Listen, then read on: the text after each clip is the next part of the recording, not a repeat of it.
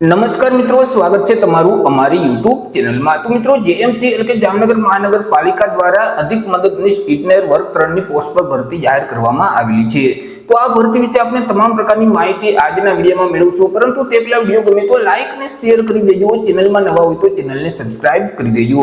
તો ચાલો મિત્રો, વિડીયોની શરૂઆત કરીએ। તો મિત્રો, આજે ભરતીનું નોટિફિકેશન છે તે જેએમસી એટલે કે જામનગર મહાનગરપાલિકા તરફથી બહાર પાડવામાં આવેલું છે। જામનગર મહાનગરપાલિકા ખાતે જે અધિક મદદનીશ ઇજનેરની જગ્યાઓ ખાલી છે, તો તે જગ્યાઓ ભરવા માટે લાયકાત ધરાવતા ઉમેદવાર પાસેથી અરજીઓ મંગાવવામાં આવેલી છે।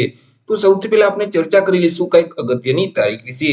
હવે મિત્રો, આ જે ભરતી છે તેમાં જો તમારે અરજી ફોર્મ ભરવું હોય તો ઓનલાઈન અરજી ફોર્મ ભરવાનું રહેશે।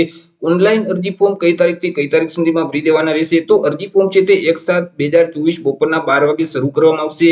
1/7/2024 થી લઈને 21/7/2024 સુધીમાં તમારે ઓનલાઈન અરજી ફોર્મ ભરી દેવાનું રહેશે।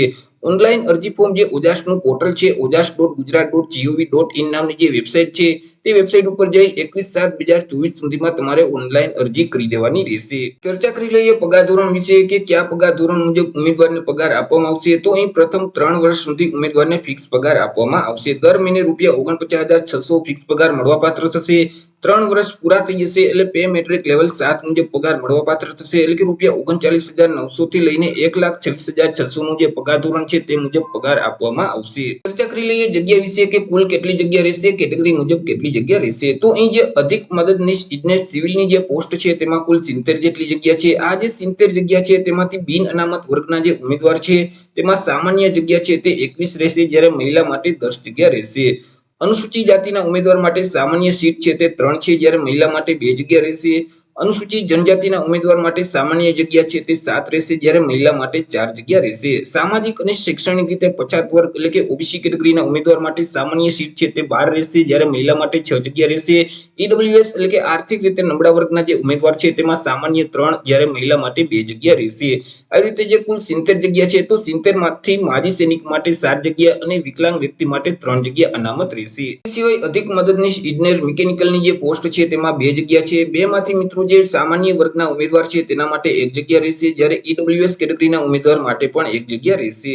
અધિક મદદનીશ ઇજનેર ઇલેક્ટ્રિકલની જે પોસ્ટ છે તેમાં કુલ 3 જગ્યા છે। 3 માંથી સામાન્ય વર્ગના ઉમેદવાર માટે 1 જગ્યા, ઓબીસી કેટેગરીના ઉમેદવાર માટે 1 જગ્યા અને ઈડબ્લ્યુએસ કેટેગરીના ઉમેદવાર માટે 1 જગ્યા રહેશે। આવી રીતે મિત્રો જે સિવિલની પોસ્ટ છે તેમાં કુલ 70 જેટલી જગ્યા છે, મિકેનિકલની પોસ્ટ છે તેમાં 2 જગ્યા છે અને ઇલેક્ટ્રિકલની પોસ્ટ છે તેમાં 3 જગ્યા છે। કુલ મિત્રો 75 જેટલી જગ્યા પર અધિક મદદનીશ ઇજનેરની ભરતી જાહેર કરવામાં આવેલી છે। ચર્ચા કરી લઈએ આપણે શૈક્ષણિક લાયકાત એટલે કે એજ્યુકેશન ક્વોલિફિકેશન વિશે। અરજી ફોર્મ ભરવા માટે ઉમેદવારની શૈક્ષણિક લાયકાત કેટલી હોવી જોઈએ? તો જે અહીં અધિક મદદનીશ ઇજનેર સિવિલની પોસ્ટ છે તે પોસ્ટ માટે ઉમેદવારોએ કોઈ પણ સરકાર માન્ય યુનિવર્સિટીમાંથી બીટેક અથવા તો બેચરલ ઓફ સિવિલ એન્જિનિયરિંગની ડિગ્રી મેળવેલ હોવી જોઈએ, અથવા તો ડિપ્લોમા ઇન સિવિલ એન્જિનિયરિંગનો કોર્સ પાસ કરેલો હોવો જોઈએ અને સિવિલ રિલેટેડ 2 વર્ષનો અનુભવ હોવો જોઈએ। મિકેનિકલની જે પોસ્ટ છે તે પોસ્ટ માટે ઉમેદવારોએ કોઈ પણ સરકાર માન્ય યુનિવર્સિટીમાંથી બીટેક અથવા તો બેચરલ ઓફ મિકેનિકલ એન્જિનિયરિંગની ડિગ્રી મેળવેલ હોવી જોઈએ, અથવા તો ડિપ્લોમા ઇન મિકેનિકલ એન્જિનિયરિંગનો કોર્સ પાસ કરેલો હોવો જોઈએ અને મિકેનિકલ રિલેટેડ 2 વર્ષનો અનુભવ હોવો જોઈએ। ઇલેક્ટ્રિકલની પોસ્ટ માટે ઉમેદવારોએ કોઈ પણ સરકાર માન્ય યુનિવર્સિટીમાંથી બીટેક અથવા તો બેચરલ ઓફ ઇલેક્ટ્રિકલ એન્જિનિયરિંગની ડિગ્રી મેળવેલ હોવી જોઈએ, અથવા તો ડિપ્લોમા ઇન ઇલેક્ટ્રિકલ એન્જિનિયરિંગનો કોર્સ પાસ કરેલો હોવો જોઈએ અને ઇલેક્ટ્રિક રિલેટેડ 2 વર્ષનો અનુભવ હોવો જોઈએ। ચર્ચા કરી લઈએ એજ લિમિટ એટલે કે વય મર્યાદા વિશે। અરજી ફોર્મ ભરવા માટે ઉમેદવારની ઉંમર કેટલી હોવી જોઈએ? તો અહીં અરજી ફોર્મ ભરવાની છેલ્લી તારીખ છે તે તારીખને ધ્યાનમાં રાખી ઉમેદવારે પોતાની ઉંમરની ગણતરી કરવાની રહેશે।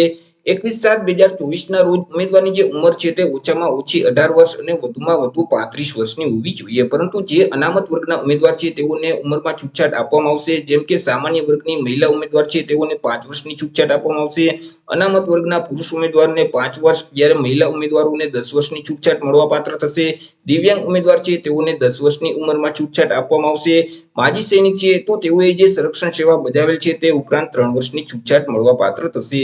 તે સિવાય જે બાકી તમામ ઉમેદવાર છે તો તેમની જે ઉંમર છે તે 21/7/2024 ને ધ્યાનમાં રાખી ઓછામાં ઓછી 18 વર્ષ અને વધુમાં વધુ 35 વર્ષની હોવી જોઈએ। ચર્ચા કરી લઈએ એક્ઝામ ફી એટલે કે પરીક્ષા ફી વિશે। કયા ઉમેદવારોએ કેટલી પરીક્ષા ફી ભરવાની રહેશે? તો તમામ ઉમેદવારોએ પરીક્ષા ફી ભરવાની રહેશે કે જેમાં જનરલ કેટેગરી એટલે કે સામાન્ય વર્ગના જે પુરુષ ઉમેદવાર છે, સામાજિક અને શૈક્ષણિક રીતે પછાત વર્ગના પુરુષ ઉમેદવાર છે, ઈડબ્લ્યુએસ એટલે કે આર્થિક રીતે નબળા વર્ગના જે પુરુષ ઉમેદવાર છે તો તેઓએ પરીક્ષા ફી તરીકે ₹500 ભરવાના રહેશે।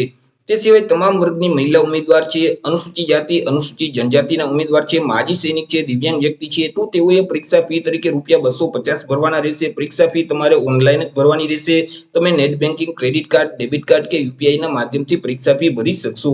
પરીક્ષા ફી ભરવાની જે છેલ્લી તારીખ છે તે 22/7/2024 રહેશે। 22/7/2024 સુધીમાં તમારે ઓનલાઈન પરીક્ષા ફી ભરી દેવાની રહેશે અને તમે જે પરીક્ષા ફી ભરેલ છે તે કોઈ પણ સંજોગોમાં તમને પરત મળવા પાત્ર થતી નથી। ચર્ચા કરી લઈએ સિલેક્શન પ્રોસેસ વિશે।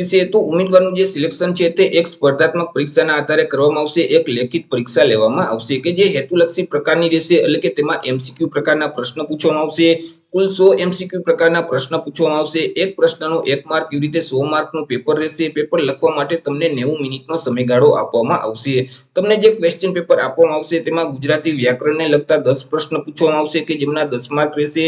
ઇંગ્લિશ વ્યાકરણને લગતા 10 પ્રશ્ન પૂછવામાં આવશે કે તેમના પણ 10 માર્ક રહેશે। જીકે એટલે કે ગુજરાતનો ઇતિહાસ, ભૂગોળ, સાંસ્કૃતિક વારસો, ભારતનું બંધારણ, કરંટ અફેર એટલે કે વર્તમાન પ્રવાહના પ્રશ્ન છે તેવા 20 પ્રશ્ન પૂછવામાં આવશે કે જેમના 20 માર્ક રહેશે। તે સિવાય જે ટેકનિકલ રિલેટેડ પ્રશ્ન છે તે 60 પ્રશ્ન પૂછવામાં આવશે કે જેમના 60 માર્ક રહેશે। આવી રીતે કુલ 100 એમસીક્યુ પ્રકારના પ્રશ્ન પૂછવામાં આવશે। એક પ્રશ્નનો 1 માર્ક એટલે 100 માર્કનું પેપર રહેશે। પેપર લખવા માટે તમને 90 મિનિટનો સમયગાળો આપવામાં આવશે।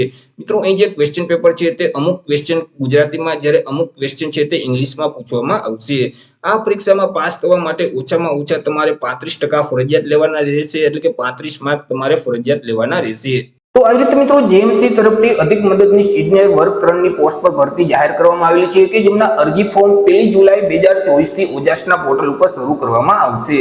તો આશા રાખું છું વિડીયો પસંદ પડ્યો હશે। વિડીયો પસંદ પડ્યો હોય તો લાઈક અને શેર કરી દેજો। ચેનલમાં નવા હોય તો ચેનલને સબસ્ક્રાઇબ કરી દેજો। ફરી મળીશું એક નવા ટોપિક સાથે એક નવા વિડીયોમાં। ત્યાં સુધી જય હિન્દ, વંદે માતરમ।